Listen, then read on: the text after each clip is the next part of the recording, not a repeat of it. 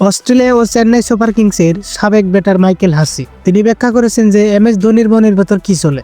ভারতের সবচেয়ে সীমিত ওভারের অধিনায়ক ধোনি তার শান্ত স্বভাব ও ঠান্ডা মাথার জন্য বিখ্যাত। যারা তার অধীনে খেলেছেন সংখ্যায় যাদের হিসাব করা কঠিন। তারা তাকে যে কারণে সেরা অধিনায়ক বলেন তার যথেষ্ট কারণ রয়েছে।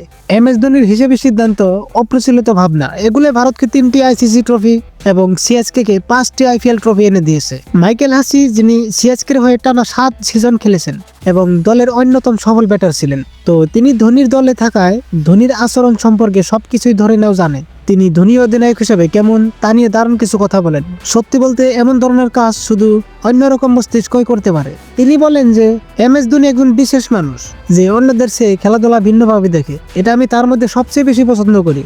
আপনি যেটা একটা পরিস্থিতিতে ভাববেন সে ঠিক উল্টো দিক থেকে 180 ডিগ্রি ঘুরেই সেই বিষয়টা দেখবে। কিন্তু আমার মনে হয় তার সবচেয়ে বড় শক্তি হলো, বিশেষ করে ভারতের মতো দেশে যেখানে এত চাপ, এত খেলোয়াড়, সে দারুণভাবে তরুণদের চাপ দূর করে দিতে পারে। ধোনির শান্ত ভাবটা বা মাস্টার মাইন্ডের অ্যাডভাইসটা এই বছর জানার পর আপনারা বুঝতে পারবেন। মানে মাইকেল হাসি একবার এমন এক অভিজ্ঞতার কথা বললেন যেখানে ধোনির পরামর্শ তার কাছে একেবারে অদ্ভুত লাগছিল, কিন্তু সে পরে বুঝেছেন যে কেন ধোনি এটা করেছিলেন।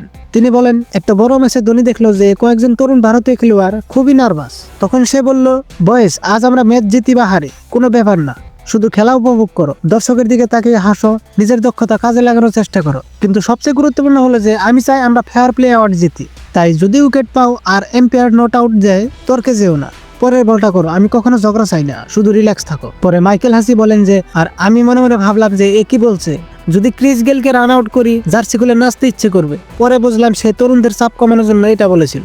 আসলে গাইস, MS ধোনি টিমের জন্য এরকম সুন্দর সাজেশন দেওয়াটা একদমই এক কথায় অসাধারণ।